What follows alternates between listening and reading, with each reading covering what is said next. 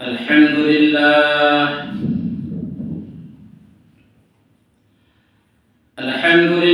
نحمده ونستعينه ونستغفره ونؤمن به ونتوكل عليه ونعوذ بالله من شرور أنفسنا ومن سيئات أعمالنا من يهده الله فلا مضل له ومن يضلله فلا هادي له ونشهد أن لا إله إلا الله وحده لا شريك له ونشهد أن سيدنا وسندنا وحبيبنا وكريمنا ومولانا محمدا عبده ورسوله أرسله بالحق بشيرا ونذيرا وصلى الله على آله وأصحابه الذين هم خلاصة الأرب الأرباء وخير الخلائق بعد الأنبياء فأعوذ بالله من الشيطان الرجيم بسم الله الرحمن الرحيم ولسوف يعطيك ربك فترضى صدق الله مولانا العظيم وصدق رسوله النبي الأمي الكريم ونحن على ذلك لمن الشاهدين والشاكرين والحمد لله رب العالمين درود شریف پڑھیے اللهم صل على محمد وعلى آل محمد كما صليت على إبراهيم وعلى آل إبراهيم إنك حميد مجيد اللهم بارك على محمد وعلى آل محمد كما باركت على إبراهيم وعلى آل إبراهيم إنك حميد مجيد میرے محترم بزرگوں اور دوستوں حاضرین جمعہ، تمام طرح کی بڑائی بزرگی اللہ تبارک و تعالی کے لیے ثابت ہے جو تمام جہانوں کا پروردگار ہے۔ اللہ تبارک و تعالی ہمیشہ سے ہے اور ہمیشہ رہے گا۔ اللہ تبارک و تعالی ہمارے لیے ہر وقت اللہ تبارک و تعالی ہم جو کچھ بھی کر رہے ہیں اللہ کی نظر سے ہم اور آپ چھپی ہوئی نہیں، اور اللہ کا ہمارا کوئی چیز ضرورت نہیں ہے۔ آج انسان کرسی کے لیے کیسے کیسے پریشان ہے، کیا کیا اس کو کرنے پڑ رہا ہے، سود سچ جھوٹ ملا کر لوگوں کو کیا کیا بتا رہے ہیں، لیکن اللہ تبارک و تعالی کو یہ سب چیزوں کی ضرورت نہیں ہے کہ فلاں علاقے والے ہم کو ووٹ نہیں دے گا تو پتہ نہیں ہماری کرسی کیا ہو۔ اللہ بادشاہ ہے، ہمیشہ سے ہے اور ہمیشہ رہے گا، ہماری کوئی چیز کی ضرورت نہیں ہے اللہ تبارک و تعالی۔ اور اللہ تبارک و تعالی بندوں پر کتنا مہربان ہے، اللہ خود کھانے سے پاک ہے، تمام انسانوں کو کھلا رہے ہیں، سب مخلوق کو روزی پہنچا رہے ہیں اور اللہ کھانے سے پاک ہے۔ تمام انسانوں کے اللہ تبارک و تعالی میٹھی نیند سنا رہے ہیں اور اللہ خود سونے سے پاک ہے۔ اللہ تبارک و تعالی تمام انسانوں کو بیوی بچے دے رہے ہیں، وہ لم یلد ولم یولد ہے، وہ ان سب چیزوں سے پاک ہے۔ تو اللہ تبارک و تعالی یہ زمین اللہ تبارک و تعالی اللہ تبارک و تعالیٰ نے بنائی، یہ آسمان اللہ تبارک و تعالیٰ کا ہے، یہ ہوا اللہ تبارک و تعالیٰ کا ہے، ہر ایک چیز اللہ تبارک و تعالیٰ کا ہے۔ انسانوں، ہمیں اور آپ کو آخرت کی فکر کرنی چاہیے۔ اللہ کے رسول صلی اللہ علیہ وسلم اس دنیا کے اندر تشریف لائے تو ان کو اپنی امت، جب ان کو نبوت ملی تو عزیز دوست اور بزرگ اور نوجوانوں کو اپنی امت کی فکر میں لگے ہوئے رہتے تھے۔ اللہ کے رسول صلی اللہ علیہ وسلم نے اپنی امتی کو سب چیز بتایا، ڈرایا بھی، خوشخبریاں بھی دی، جنت کے بارے میں بھی بتایا، جہنم کے بارے میں بھی بتایا۔ اور اللہ تبارک و تعالیٰ نے جنت کو بھی پیدا فرمایا، جہنم کو بھی پیدا فرمایا۔ اگر اچھے لوگوں کے لیے جنت ہے اور برے لوگوں کے لیے جہنم ہے، آج نیکی کرو گے جنت کے اندر جاؤ گے، برائی کرو گے تو جہنم کے اندر جاؤ گے۔ عزیز دوست اور بزرگ اور نوجوانوں، اور جہنم ایک ایسی چیز ہے، جہنم کے بارے میں جب اللہ کے رسول صلی اللہ علیہ وسلم ان کے بارے میں جب سنا تو اللہ کے رسول صلی اللہ علیہ وسلم پریشان ہو گئے۔ جبرائیل امین اللہ کے رسول صلی اللہ علیہ وسلم کے پاس تشریف لائے۔ جبرائیل امین کو دیکھ کر اللہ کے رسول نے فرمایا کہ جبرائیل، کیا بات ہے؟ تجھے دیکھ کر ایسا لگتا ہے کہ تو پریشان ہے، تیرے چہرے کے اندر غم ظاہر ہو رہے ہیں، تو پریشان لگتا ہے۔ کون؟ جبرائیل امین، فرشتہ، سردار فرشتوں کے سردار، وہ پریشان آ رہے۔ فرمایا ہاں اللہ کے رسول، اللہ کے حکم سے میں جنت کو دیکھ کر آیا ہوں۔ اللہ نے مجھے حکم دیا کہ جنت کو جا کر دیکھو، تو جنت کو دیکھ، جہنم کو جا کے دیکھو، اور جہنم کو دیکھنے کی وجہ سے میرے دل کے اندر جہنم کے اثرات ہو رہے ہیں، وہاں کی پریشانی، وہاں کے اثرات کو دیکھ کر مجھے گھبراہٹ ہو رہی ہے۔ اللہ کے رسول نے فرمایا جبرائیل، پھر بتاؤ جہنم کیا ہے، کیسا ہے جہنم؟ عزیز دوست اور بزرگوں، ذرا سوچو، جبرائیل امین اللہ کے رسول صلی اللہ علیہ وسلم کو جہنم کے بارے میں فرما رہے ہیں، اور فرمایا کہ اللہ کے رسول، جہنم کے اندر 7 طبقے ہیں، جہنم کے اندر 7 درجے ہیں، 1 2 3 اسی طرح کرتے کرتے 7 ہے۔ اور پھر فرمایا کہ اللہ کے رسول، سب سے نیچے جو طبقہ جہنم کا ہے، سب سے نیچے جو طبقہ جہنم کے اندر ہے، وہ اللہ تبارک و تعالی منافقوں کو ڈال دے گا اس میں۔ قرآن کریم کے اندر ہے ان المنافقین فی الدرک الاسفل من النار، منافق لوگوں کو اللہ تبارک و تعالی جہنم کے اندر ڈال دے گا، سب سے نیچے کر دے گا۔ منافقوں کی بہت سارے علامات بتائے ہیں۔ عزیز دوست بزرگوں، میں پورے تفسیر کے اندر جانا نہیں چاہتا ہوں، لیکن منافق کی یہ بھی علامت ہے کہ جب آپ کے پاس آئے تو وہ لگتا ہے ایسی بات کر رہا ہے کہ یہ میرا ہی آدمی ہے، اور جب آپ کے پاس جائے، یہاں سے اٹھ کر دوسرے کے پاس جائے، پھر آپ کی پوری راز کی بات لے کر دوسروں کو بتانا، یہ بھی منافق کی علامت ہے۔ اور حدیث کے اندر یہ بھی آیا ہے، جو عشاء اور فجر کی نماز نہیں پڑھتا، منافقوں کے لیے دو نماز بہت بھاری ہے۔ جو عشاء اور فجر کی نماز جماعت سے نہیں پڑھتا، یہ بھی منافق کی علامت ہے۔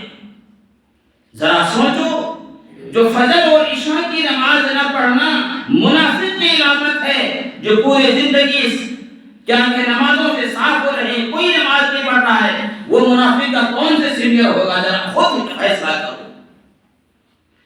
جبرائیل امین نے فرمایا کہ اللہ کے رسول، منافقوں کو اللہ تبارک و تعالی سب سے نیچے طبقے کے اندر رکھے گا۔ قرآن کریم کہتا ہے ان المنافقین فی الدرک الاسفل من النار، سب سے نیچے طبقے کے اندر اللہ تبارک و تعالی منافق کو رکھے گا۔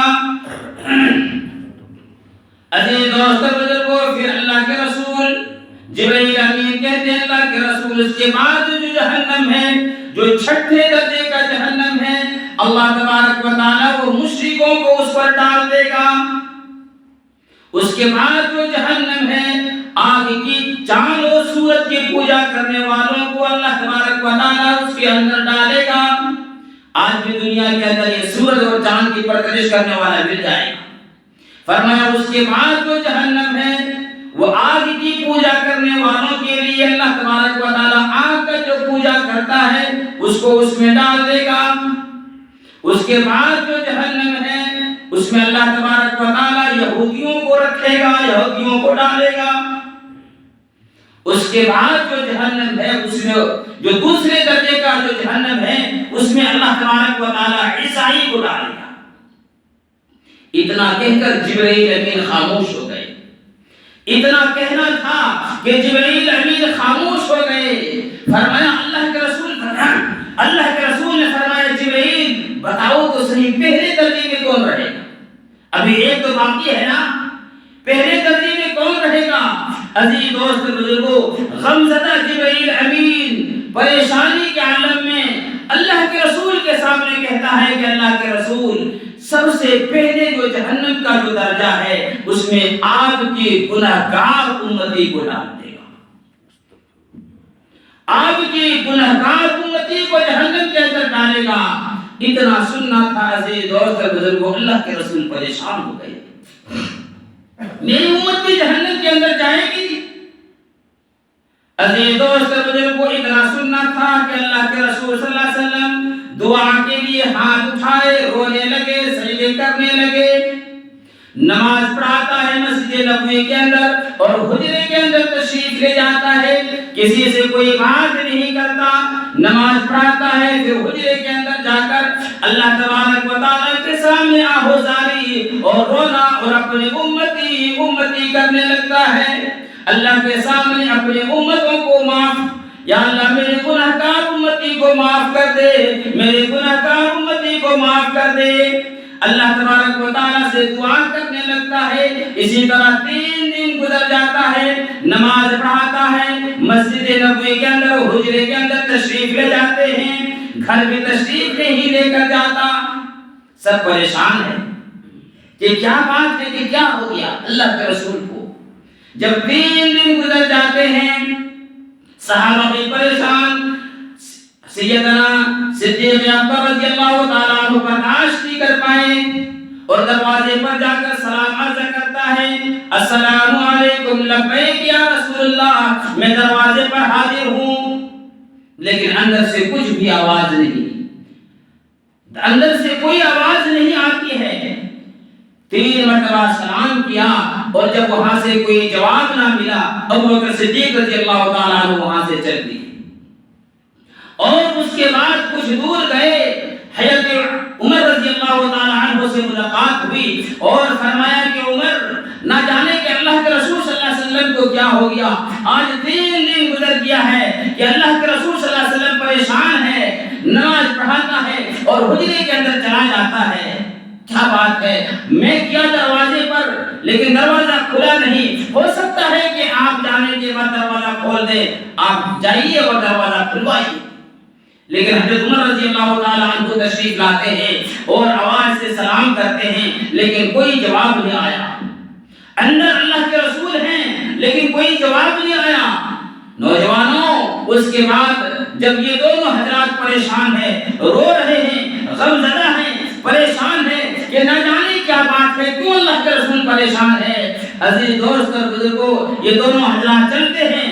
تھوڑی دیر کے بعد ایک صحابی جسے حضرت سلمان فارسی رضی اللہ تعالیٰ عنہ کہتے ہیں، وہ راستے میں ملا۔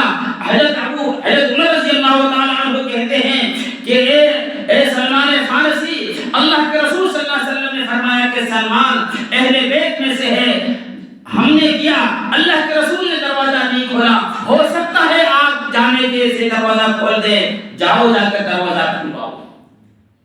عزیز دوست بزرگوں، حضرت سلمان فارسی رضی اللہ تعالیٰ عنہ آتے ہیں اور سلام کرتے ہیں، لیکن دروازہ پھر بھی نہیں کھلا۔ اللہ کے رسول سجدے میں پڑے ہیں، اللہ کے رسول سجدے میں رو رہے ہیں، اپنی امت کے فکر میں لگے ہوئے ہیں۔ دوست اور بزرگوں، آج یہ جو امت جو نبی کو بھول چکے ہیں، جو نبی کے طریقے کو بھول چکے ہیں، آج ہماری زندگی کے اندر نبی کا سنت نہیں ہے، آج ہم سنت پر چلنا اپنے آپ کو عیب سمجھتے ہیں۔ ارے وہ نبی تمہارے لیے راتوں کو رو رو کر چلے گئے، لیکن آج ہم اور آپ وہ امت ہی اس کی پرواہ نہیں کر رہی ہے۔ عزیز دوست اور بزرگوں، یہ تینوں حضرات وہاں سے جب نکلتا ہے، دروازہ نہیں کھلا، اس کے بعد حضرت علی رضی اللہ تعالیٰ عنہ سے ملاقات ہوتی ہے۔ حضرت علی رضی اللہ تعالیٰ عنہ سے ملاقات ہوتی ہے، ان کو ساری بات بتانے کے بعد کہا کہ آپ جائیے کہ دروازہ ہو سکتا ہے کہ آپ کی وجہ سے دروازہ کھل جائے۔ حضرت علی رضی اللہ تعالیٰ عنہ خود جانے کے بجائے سیدھے گھر تشریف لے جاتے ہیں، سیدھے گھر تشریف لے جاتے ہیں اور اپنی زوجہ محترمہ اور اللہ کے رسول صلی اللہ علیہ وسلم کی پیاری بیٹی حضرت فاطمہ رضی اللہ تعالی عنہا سے کہتا ہے، حضرت علی کہتا ہے کہ یہ کیفیت ہو رہی ہے، ہو سکتا ہے آپ کے جانے سے دروازہ کھل جائے، آپ تشریف لے جائیں۔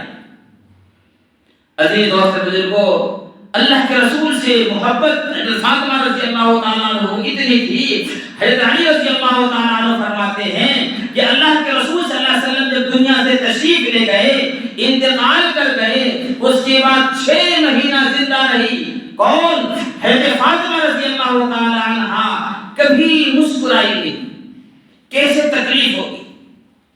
وہی فاطمہ رضی اللہ تعالیٰ عنہ جب اس نے سنا کہ میرے ابو میرے نبی پریشان ہیں، 3 دن گزر گیا ہے، عزیز دوست بزرگوں تشریف لاتے ہیں، دروازے پر آ کر سلام کرتے ہیں اور کہتے ہیں میرے نبی، اے میرے ابو دروازہ کو کھولو۔ عزیز دوستوں، فاطمہ رضی اللہ تعالیٰ عنہ بھی رو رہی ہیں۔ آخر کار اللہ کے رسول نے دروازہ کھول دیا، اپنے بیٹی کو اندر بلا لیا، دروازہ بند کر دیا۔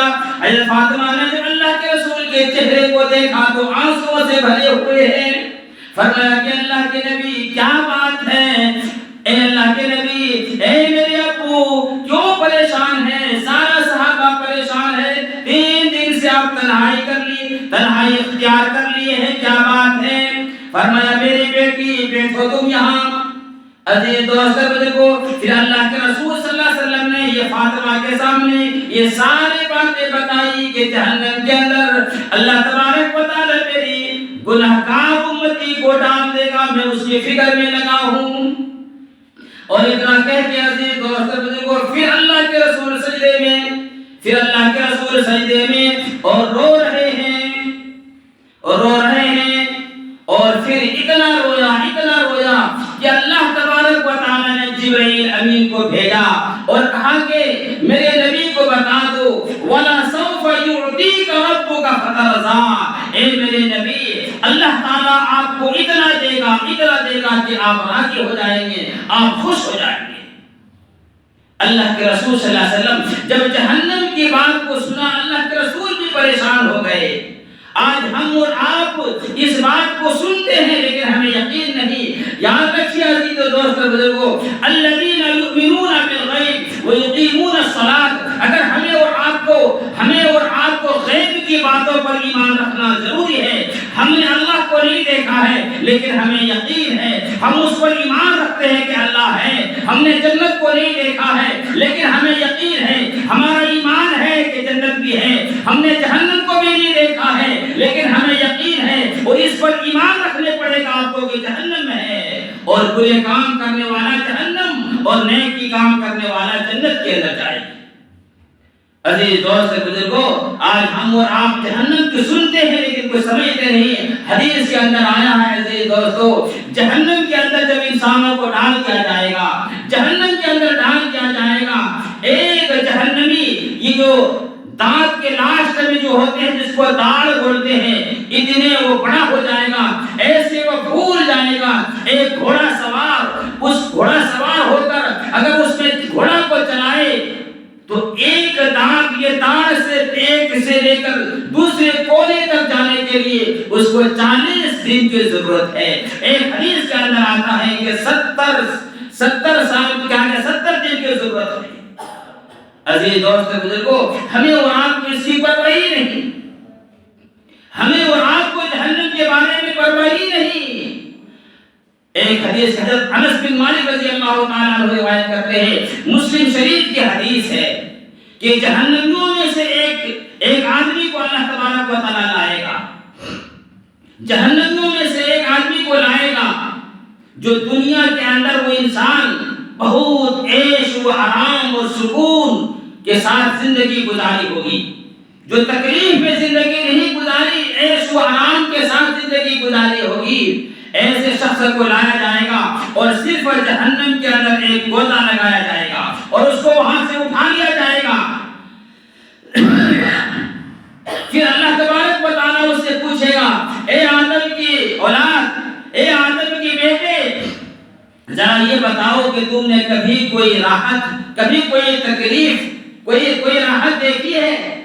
حالانکہ زندگی آرام کے ساتھ کبھی اس کو پریشانی نہیں آئی ہوئی ہے۔ ایک گوتا صرف جہنم کے اندر لگائے گا اور اس کو پوچھے گا تو کہے گا کہ میں زندگی میں کبھی کوئی راحت دیکھی نہیں، میں نے اپنی زندگی کے اندر کبھی کوئی سکون دیکھا ہی نہیں۔ عزیز دوستو، مجھے کو اسی طرح ایک دوسرے شخص کو لائے گا جو دنیا کے اندر نہایت پریشان اور تکلیف کے اندر زندگی گزاری ہوگی، ہمیشہ وہ تکلیف ہی کے اندر زندگی گزاری اور موت آ گئی اور جنت کے اندر چلا گیا۔ جب اس کو لایا جائے گا اور ایک گوتا اس کو جنت کے اندر، ایک سیر ان کو جنت کے اندر کرائے گا، پھر اس کو پوچھے گا، بتا اے آدم کی اولاد، اے آدم کے بیٹے، کیا کبھی تو نے کبھی کوئی تکلیف دیکھی ہے؟ خدا کی قسم، وہ اللہ کی قسم کھا کر فرمائے گا، اے میرے رب، اے میرے کریم آقا، اے میرے مولا، تکلیف کیا چیز ہے میں جانتا بھی نہیں ہوں، میں کبھی زندگی میں کبھی کوئی تکلیف دیکھا ہی نہیں۔ ایسی چیز جنت اور جہنم ہے، ایسی چیز جنت اور جہنم ہے، لیکن آج ہمیں اور آپ کو اس کی پرواہ ہی نہیں۔ ایک بخاری شریف کے اندر حدیث کے اندر آیا ہے، حضرت ابو ہریرہ رضی اللہ تعالیٰ عنہ روایت کرتے ہیں کہ اللہ کے پاک نبی نے فرمایا کہ میری ساری کے ساری امت جنت کے اندر جائے گی سوائے ان لوگوں کے جو انکار کر دے حضرت ابو ہریرہ رضی اللہ تعالیٰ عنہ فرماتے ہیں، اے اللہ کے رسول، بھلا یہ تو بھی بتاؤ جنت کے اندر جانے سے لیے کون انکار کر سکتا ہے؟ فرمایا، اے ابو ہریرہ، جنہوں نے میری لائی ہوئی شریعت پر، میرے بتائے ہوئے طریقے پر عمل کیا۔ اگر زندگی میری لائے ہوئے طریقے پر، بتائے ہوئے طریقے پر عمل کرے گا، حقیقت میں وہ جنت کے اندر گیا، اور جس نے میری بات کو ٹھکرا دیا، قرآن کو ٹھکرا دیا، رسول کی باتوں کو ٹھکرا دیا، حقیقت میں وہ جنت میں جانے سے انکار کر دیا۔ آج دیکھ لو عزیز دوست بزرگو، ہماری زندگی دیکھو، اپنی زندگی کہ ہم کس جگہ پہ زندگی گزار رہے ہیں۔ اللہ کے رسول نے ہمیشہ ہمیں یاد رکھا، لیکن آج ہم نبی کو بھول چکے ہیں، ہماری زندگی کے اندر کوئی نبی کا طریقہ نہیں ہے۔ اللہ تبارک و تعالی ہماری تمام کرتوت کو دیکھ رہے ہیں، ہمارے تمام اعمال کو دیکھ رہے ہیں، پھر بھی اللہ تبارک و تعالی ہمیں کھلا رہا ہے، پلا رہا ہے، دنیا کو سیر کرا رہا ہے، ہر ایک چیز اللہ تبارک و تعالیٰ دیا ہوا ہے۔